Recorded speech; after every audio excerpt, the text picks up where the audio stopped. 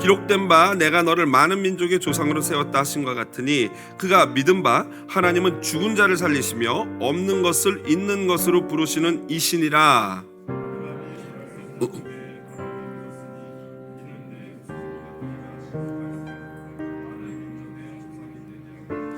그가 백세나 되어 자기 몸이 죽은 것 같고 사라의 태가 죽은 것 같음을 알고도 믿음이 약하여지지 아니하고 믿음으로 견고하여져서 하나님께 영광을 돌리며 약속하신 그것을 또한 능히 이루실 줄을 확신하였으니 그에게 의로 여겨졌다 기록된 것은 아브라함만 위한 것이 아니요 곧 예수 우리 주를 죽은 자 가운데서 살리신 이를 다같이요 예수는 우리가 범죄한 것 때문에 내줌이 되고 또한 우리를 의롭다 하시기 위하여 살아나셨느니라. 아멘. 로마서 4장 17절로 25절 말씀 가지고요 부활신앙이라는 제목으로 말씀의 은혜 나누도록 하겠습니다. 오늘은 부활주일입니다. 저는 부활주일이 되면요 매년 러시아 정교회식으로 러시아어까지 제가 보여드리면서 인사를 나눴죠. 예수님 부활하셨습니다 하면은 진실로 진실로 부활했습니다 라고 인사를 했는데요, 올해는 좀 상황이 이러니까 자제하고 싶습니다. 물론 대다수의 선량한 러시아 국민들이 지도자 잘못 만난 피해를 대신 봐서는 안 되겠지만 그래도 뭔가 조금 자제하고 싶다라는 생각이 듭니다. 어쨌든 옆에 분에게 우리 예수님 부활하셨습니다 인사 나누기를 원하는데요, 답변은 아멘이든지 아니면 러시아 정교회처럼 진실로 진실로 부활했습니다 라든지 아니면 믿습니다 라든지 서로 알아서 대답하길 바랍니다. 같이 옆에 분과 한번 인사 나누시겠습니다. 예수 부활하셨습니다. 아멘. 믿습니다. 할렐루야. 네. 우리나라 말 중에 죽었다 깨어나도 안 된다라는 말이 있습니다. 이것은 무슨 일을 해도 절대로 불가능하다라는 부정적인 표현의 최상급이죠. 왜냐하면 일반적으로 사람이 죽었다가 살아나는 일은 없기 때문입니다. 그런데 오늘날에도 종종 죽었다 살아난 사람들이 있다고 합니다. 그 중에서 어떤 사람들은 자신이 죽었다가 살아난 경험을 책으로 쓰기도 하죠. 보통 임사체험, 보통 살아있는 사람과 함께 상담을 하거나 이런 체험들을 임상실험이라고 하지 않습니까? 그거와 하나 반대되는 개념으로 임사, 죽은 그런 체험을 말합니다.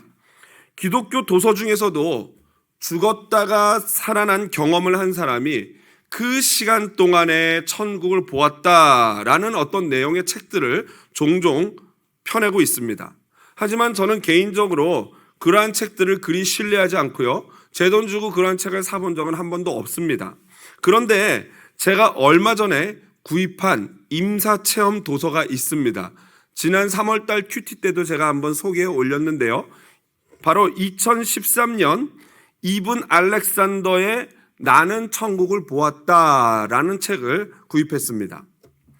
그의 책이 출판된 이후에 많은 사람들의 관심을 끌어서요, 그 유명한 오프라 윈프리의 슈퍼 소울 선데이라는 데도 출연을 했고요, 심지어 ABC 뉴스에서도 앞다투어 그를 인터뷰하고 출연시켰을 정도입니다.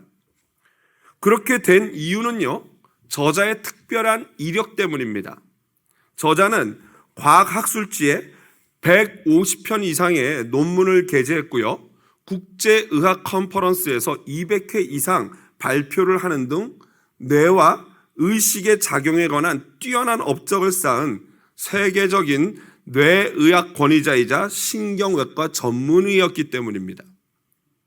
하버드 신경외과 의사이자 교수인 이븐 알렉산더는요, 평소에 이러한 죽음의 체험, 임사체험을 한 사람들에 대해서 어떻게 설명을 했냐면 두뇌 착오에 의한 현상이다라고 설명을 했어요.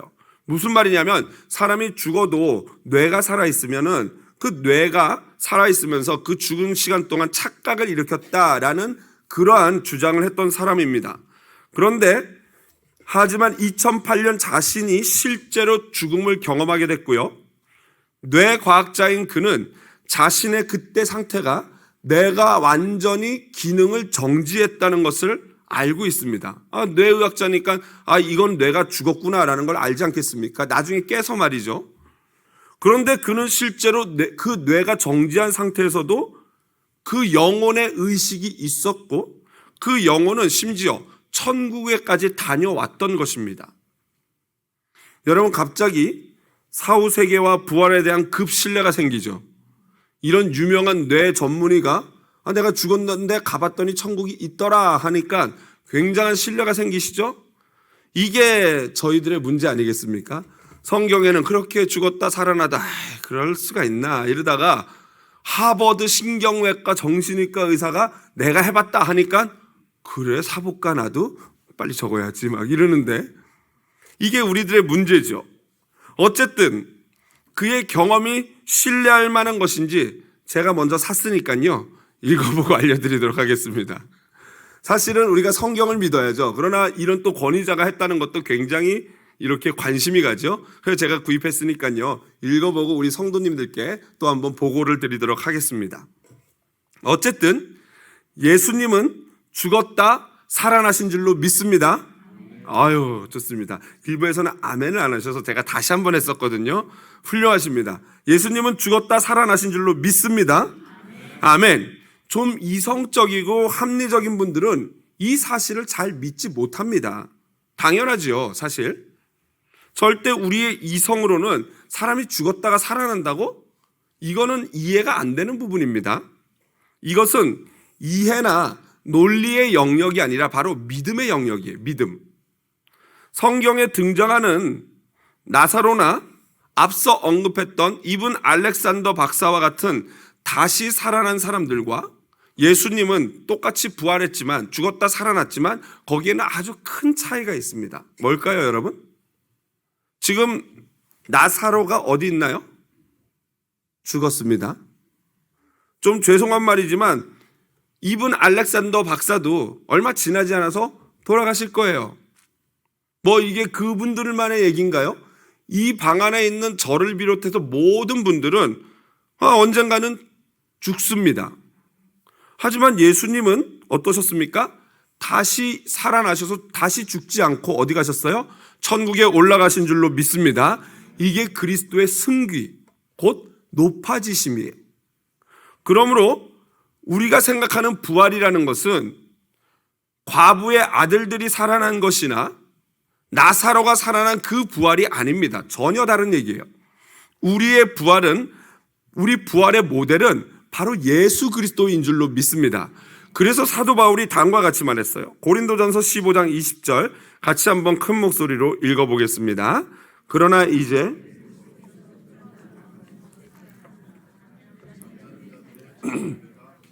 아멘. 부활의 모델은, 진짜 부활의 모델은 나사로가 아니라 예수 그리스도라는 것입니다. 그러므로 우리는 바로 예수 그리스도의 부활을 믿는 신앙이 필요합니다. 바로 부활신앙이라고 하죠. 그렇다면은 부활신앙이란 구체적으로 무엇을 믿는 것인가? 무엇인가? 첫 번째로 부활신앙이란 바랄 수 없는 중에 바라는 믿음이 바로 부활신앙입니다. 다시 말씀드립니다. 부활신앙은 바랄 수 없는 중에 믿는 신앙이 부활신앙인 것입니다. 아멘. 믿음에 대해서 거론할 때면 아브라함은 항상 빠지지 않고 등장하는 인물입니다. 도대체 그의 믿음이 어땠길래 많은 설교자나 위대한 신앙인들이 믿음을 말할 때마다 그의 믿음을 인용하는 것일까요? 사도 바울은 오늘 본문 18절에서 이렇게 말하고 있습니다. 아브라함의 믿음은 바랄 수 없는 중에 바라고 믿었으니 라고요. 이에 대해서 옥하는 목사는요, 다음과 같이 설명했습니다. 좀 인간적으로 표현을 한다면 믿어서는 안 될 것을 믿었다라고 표현할 정도였습니다. 인간적으로는 이거 믿으면 참 주책이다라는 거죠. 생각해 보세요. 99세 할아버지와 89세 할머니가 아이를 갖겠다고 생각한다면 참 민망한 일 아니겠습니까? 그렇다는 거예요. 인간적으로 볼 때는. 여러분, 사람이 살아가다 보면은 이처럼 바랄 수 없는 상황이 종종 옵니다. 바랄 수 없는 상황이라는 것은 내가 원하는 대로 되지 않는 상황이죠. 더 나아가서 삶의 모든 소망과 희망이 사라져버리는 절망적인 상태를 가리키는 겁니다. 아브라함과 사라의 예를 들자면은 먼저는 그들에게 그 많은 재물과 명예를 이어갈 자녀가 한 명도 없다는 현재, 없다는 그 사실이죠. 두 번째로는 그들의 나이가 99세와 89세로 새 생명을 출산하기에는 너무 늦어버린 육체, 이미 죽은 것과 같은 육체를 갖고 있다는 것입니다. 그래서 사도 바울은 오늘 본문 19절에서 몸이 죽은 것 같고 태가 죽은 것 같다. 사실은 죽었다가 맞죠. 100세 할아버지, 90세 할머니가 어떻게 애를 낳겠습니까? 죽은 거예요. 끝난 거예요. 빛이 하나도 없는 상황이고 곧 죽음과 같은 상황임이 그들에게 들이닥친 것입니다. 여러분, 우리 인생을 살다 보면은 이러한 죽음과 같은 절망적인 순간이 이 바랄 수 없는 상황이 종종 다가옵니다. 그렇죠? 인생 살아보니까 내 뜻대로 됩니까? 안 돼요. 원하지 않는 상황들이 막 밀려와요. 죽음의 이별이 오고 아픔의 이별이 오고 막 고통들이 옵니다. 지난 2020년 코로나가 한창일 때도 저와 우리 공동체에 그런 상황이 닥쳐왔습니다.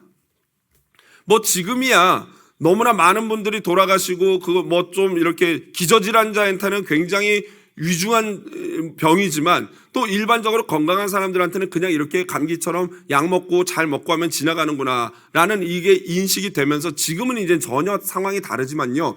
2020년 초창기에는요, 막 공포 자체 아니었습니까? 다들 막 집도 안 나오시고 막 그냥 뭐 진짜 막 이러다 죽는 거 아니야 이런 공포에 떨고 있을 때 있지 않습니까? 그런데 우리 여기 교회를 다니는 청년 중에 유학 생활을 마치고 귀국하는 친구가 있었어요. 이제 영상으로 예배를 하고 전화로 인사를 하면 되는데 부득불 주일날 교회를 와서 인사를 드리고 싶다 그러는 거야. 얼마나 기특해요, 청년이. 그래서 오라 그랬어요. 그리고 제가 오라고 하기 전에 그 주 중에 목요일인가 또 제가 만나가지고 기특하다고 그냥 이렇게 브리또 사줘서 같이 먹었는데 식당 들어가서 먹는 거 위험하니까 제 차에서 저는 운전석에 앉고 그 녀석은 남자친구예요. 그 녀석은 조수석에 앉아가지고 둘이 야 위험하니까 차에서 사이좋게 브리또 먹자 하면서 막 얘기하면서 브리또를 먹었어요. 그리고 주일날 그 친구가 와가지고 인사를 하고 다 모든 뭐 성도님들이랑 허그도 하고 안녕히 계세요 하고 빠이 하고 이제 갔어요. 그래서 주일날 이제 헤어지고 그 주 목요일에 귀국을 했어요.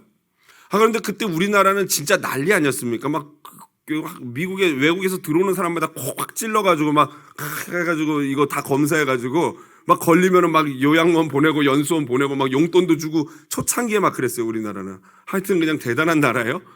그런데 걔가 거기 갔다가 코비드 19이 양성이 나왔다는 거예요.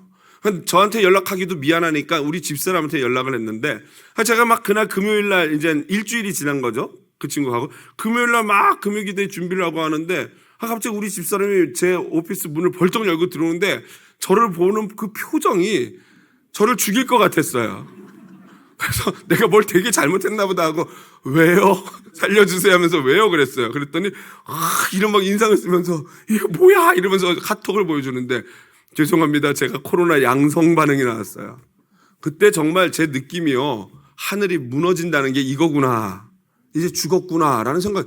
지금은 아니지만 그때는 도대체 처음이고 어떻게 해야 될지를 모르겠더라고요. 그거 어떻게 해요? 그 금요기도에 이거고 뭐고 지금 이게 문제가 아니고 그래서 금요기도를 다 취소를 하고 우리 리더십들한테 죄송하다고 사죄하면서 소식을 알리고 우리 스태프들과 찬양팀 전부가 우리 요 교회 주변에 있는 한국인 원장님이신 장로님이 원장님인 병원하고 제가 양해를 해가지고 그때 미국에는 이런 것도 없어요. 막 5분 만에 나오고 15분 만에 나오는 키트도 없는데 그 한국 병원은 한국에서 그걸 공수해서 들여왔더라고요.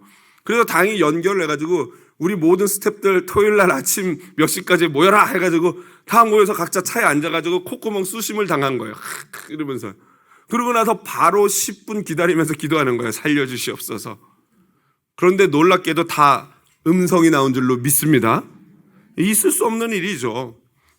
그래도 혹시나 몰라서 기적 같은 일이 일어났지만 그래도 혹시나 몰라서 저희 집에서 그때 집에서 이렇게 스튜디오를 차려가지고 진짜 소수의 사람들만 모여서 같이 예배하는 것 여러분 기억하실 거예요. 그게 2020년이에요. 저는 하나님께 그때 그런 생각이 들었어요. 아니 여러분 어차피 이게 음성으로 판명이 되고 이렇게 우리를 다 한 명도 빠짐없이 보호해 주실 거라면은 차라리 그 청년이 우리한테 소식을 전하지 않았으면 더 좋지 않았을까요? 그렇죠? 그러면 아무 일 없이 그냥 스무스하게 넘어갈 텐데. 그런데 도대체 왜 이렇게 다 드러나게 하시고 이 난리를 떨게 하셨을까라는 생각을 하게 됐어요.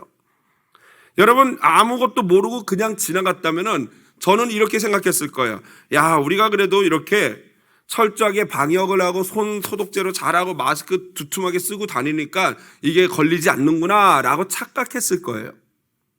그런데 여러분, 방역을 잘해서 손 소독을 잘해서 마스크를 잘 써서 안 걸리는 게 아니더라고요. 물론 여러분 이렇게 얘기하면은 제가 마스크 무용론을 주장하는 게 아니에요. 저도 그냥 뭐 커스커든 어디 갔다 오자마자 차 타기도 전에 막 손 소독하고 마스크 꼭 쓰고 다니고 하는데 그 무용론을 주장하는 게 아니라 사실 우리가 이렇게 안전하게 보호되고 건강하게 감염되지 않는 것의 근본적인 원인은 마스크가 아니라 하나님인 줄로 믿습니다. 하나님이 이걸 알려주시고 싶은 거죠. 그냥 지나가면 결과는 똑같지만 이걸 우리가 모르잖아요. 아브라함도 마찬가지예요. 그가 여러분 100세의 아이를 낳든 50세의 아이를 낳든 결과는 똑같아요. 이삭을 통해서 이스라엘이 완성될 거예요. 결과는 똑같아요. 하지만 하나님이 그에게 주신 그 바랄 수 없는 상황을 통해서 하나님이 하시고자 했던 것은 아브라함이 위대하다라는 것을 보여주시려는 게 아니라 누가 위대함을 보여주시는 거예요?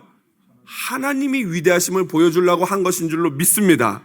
아브라함이 위대해서 이삭이 나온 게 아니라 하나님의 그 놀라우신 죽은 것 같은 몸에서도 새 생명을 주시는 그 하나님의 위대하심을 보여주시기 위함이에요. 그래서 100세까지 끌으셨던 거예요. 완전 절망될 때까지. 아브라함과 사라의 위대함은 아브라함이 자신과 사라가 죽은 것 같음을 알고도 그 믿음이 약해지지 않은 것, 이것입니다. 여러분, 이것이 얼마나 대단한 믿음인지요. 여러분, 우리는요, 나의 지식이, 나의 인식이, 내가 상황을 판단하는 그 파악 능력이 내 믿음을 넘어서는 경우가 거의 대부분이에요. 하나님을 믿는다고 하나님의 뜻을 구한다고 기도한다고는 하지만 그러나 내 믿음보다 내 생각과 지식, 내 현재 상황을 분석하는 이것들이 믿음을 앞서버리는 거예요. 현실과 현실에 대한 내 생각과 내 자각 앞에는 우리의 믿음은 아예 산산조각이 나버려요. 없어져요. 믿음 없는 사람과 똑같은 프로세스가 진행되는 거예요. 여러분, 우리가 알고 있는 사실이나 현실, 지식이 중요한 것이 아니라 하나님이 지금 이것을 어떻게 생각하고 무엇을 원하시는지가 훨씬 더 중요한 줄로 믿습니다. 그래서 하나님의 뜻을 찾고 구하고 의지하는 것을 바로 믿음이라고 하는 거예요. 믿음. 내 현실의 몸은 죽은 것입니다. 절망이에요. 소망 없음입니다. 하지만 하나님이 그렇지 않다 하시면 그렇지 않은 것인 줄로 믿습니다. 그리고 바랄 수 없는 절망적인 상황에서 바로 하나님의 음성, 내 생각의 음성, 사탄의 음성, 세상의 음성을 듣는 게 아니라 하나님의 음성을 듣는 것이야말로 진짜 믿음인 것입니다. 여러분은 이제 더 이상 내 상황을 보고 내 상황을 계속 묵상하지 마십시오. 답이 안 나와요. 부활신앙은 바랄 수 없는 중에 바라는 믿음인 줄로 믿습니다. 두 번째로 부활신앙은 예수의 부활을 믿음으로 칭의, 곧 거룩하다라는 것을 받는 것입니다. 아브라함이 믿은 하나님은 어떤 상황에서도 언약을 지키시는 하나님이십니다. 20절에서 21절을 보면 그는 하나님의 약속을 믿었고 그것을 능히 이루실 것을 확신했습니다. 하나님은 보호해 주실 뿐만 아니라 나에게 가장 필요한 것이 무엇인지 아시고 그것을 주시는 분이에요. 아브라함에게 이삭을 주셨던 것처럼요. 그리고 설사 그것이 고난이고 죽음이라 할지라도 하나님은 모든 것을 다 아시는 하나님은 우리에게 때에 맞게 가장 유익한 것을 주십니다. 비록 그게 십자가라 할지라도요. 바로 이러한 신앙을 하나님이 의로 여기시는 거예요. 바로 아브라함은 그 부활 신앙을 가졌던 것입니다. 여러분, 아브라함의 신앙이 하나님께 인정받았던 사건이 어떤 사건입니까? 이삭을 하나님께 바쳤던 사건이에요. 그런데 왜 이삭을 제물로 바쳤던 그 사건이 바로 아브라함의 부활 신앙으로 연결이 되냐고요. 하나님은 아브라함에게 다음과 같이 명령했습니다. 같이 화면 보면서 큰 목소리로 읽어보겠습니다. 여호와께서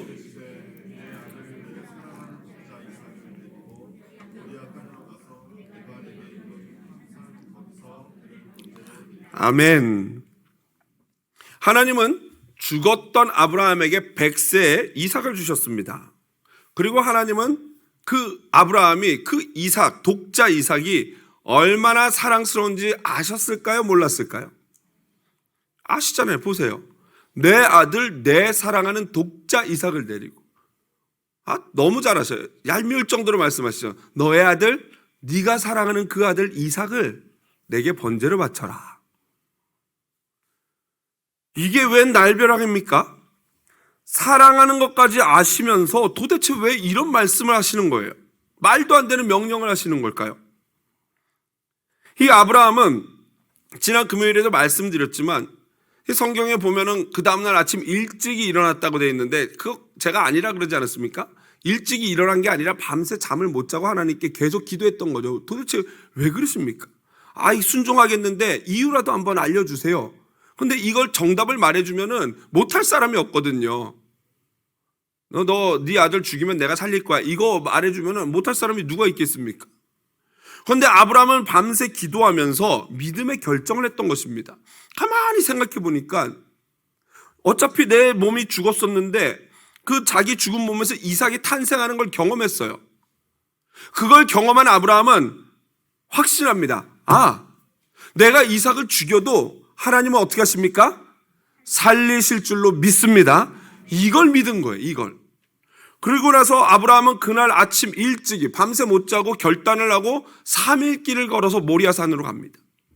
여러분 3일 길, 3일이라는 숫자가 뭐와 연결됩니까? 그렇습니다.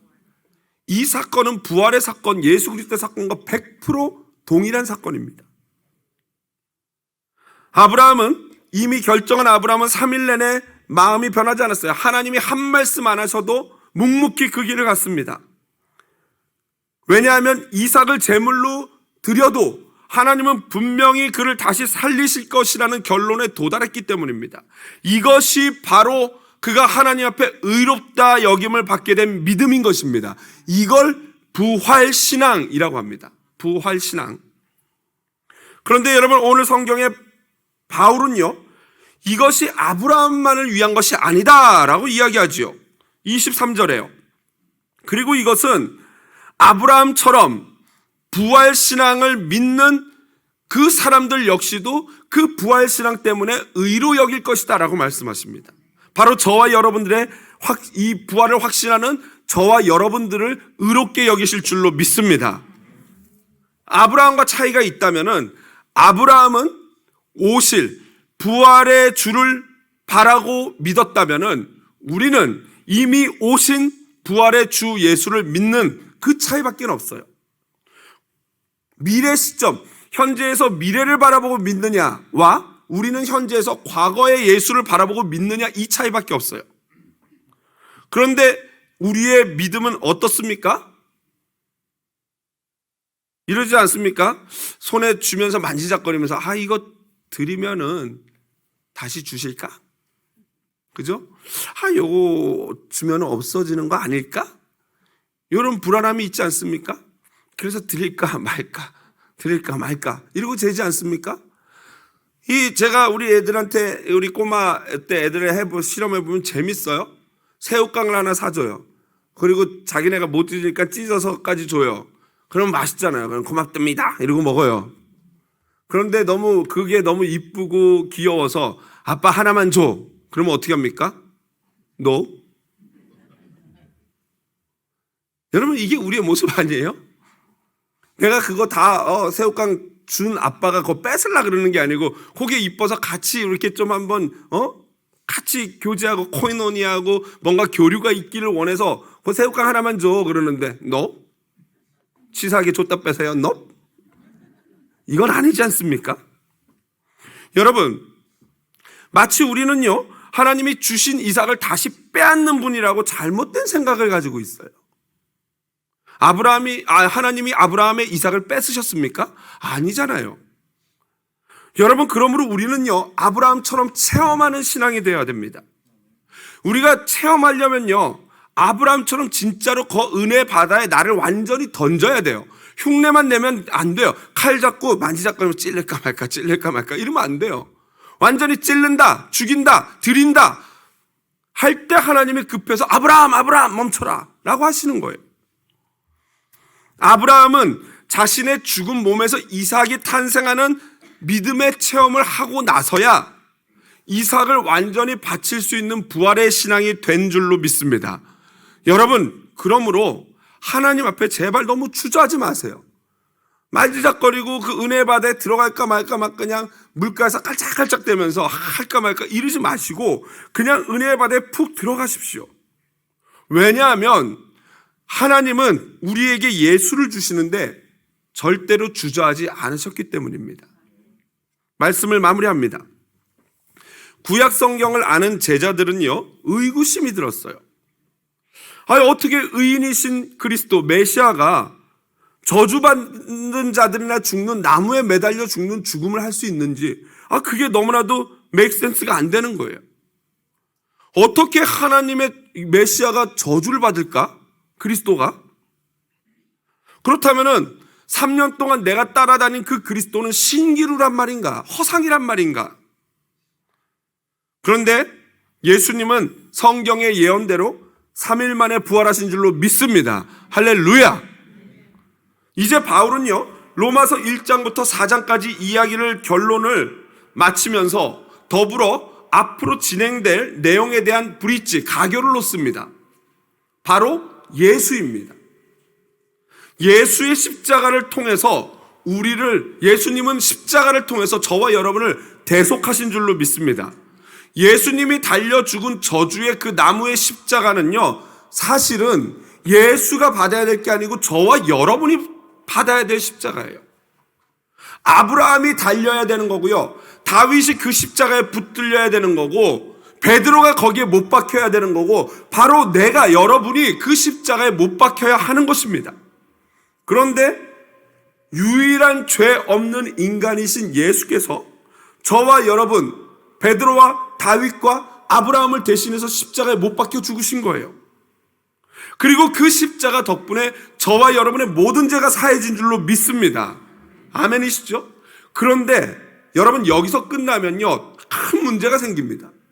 여기서 끝나면 되는 게 아니에요. 왜냐하면 죄인이 죽는 거는 맞아요. 죄의 삭은 사망이에요. 모든 죽는 존재는 죄가 있기 때문에 죽어요. 그래서 죄인이 죽는 거는 맞는데 문제는 의인은 죽으면 안 되거든요. 공의의 하나님에 의하면 죄인은 죽어야 하고 의인은 절대 죽으면 안 돼요. 영원히 살아야 돼요. 의인은. 그런데 의인이 없어요. 그래서 다 죽는 거예요. 그런데 예수님은 의인이었어요. 그럼 예수님이 죽으면 안 돼요.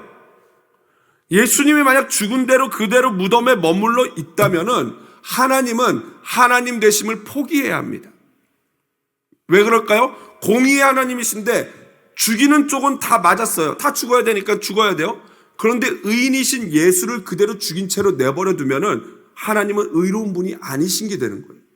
그래서 하나님이 예수님을 죽은 자 가운데서 일으키신 줄로 믿습니다. 이게 부활이에요. 그래서 오늘 25절에 보니까 예수는 우리가 범죄한 것 때문에 내줌이 되고 또한 우리를 의롭다 하시기 위하여 살아나셨느니라. 아멘. 바로 하나님의 공의를 완성하시기 위해서 예수를 일으키신 것입니다. 이 두 가지 반대되는 명제가 바로 예수 그리스도 안에서 완전히 이루어진 것이에요. 모순되고 상반되는 것 같은, 죄인들은 죽어야 하고 의인은 살아야 되는데 그것을 완전히 충족할 수 있는 존재가 없었는데 그것을 완벽하게 이루신 분이 십자가에서 죽으시고 3일 만에 부활하신 예수 그리스도 안에서 완벽한 조화, 콤보를 이루신 것입니다.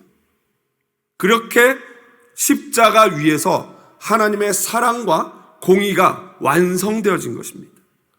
그래서 모든 세상은 예수 없이는 결코 하나님 앞에 나갈 수도 없고 연결될 수가 없는 것이에요. 존 머레이라는 유명한 주석가는 바랄 수 없는 중에 바라는 믿음에 대해서 다음과 같이 말합니다. 같이 한번 큰 소리로 읽어보겠습니다. 바라고 믿었으니 의미는 하나님의 약속 주신 소망을 확신하면서 믿음을 발휘했다는 것이다. 믿음과 소망은 상호작용을 하며 서로를 보완한다. 믿음과 소망 모두 동일한 그런 곧 하나님의 약속에 근거를 둔다.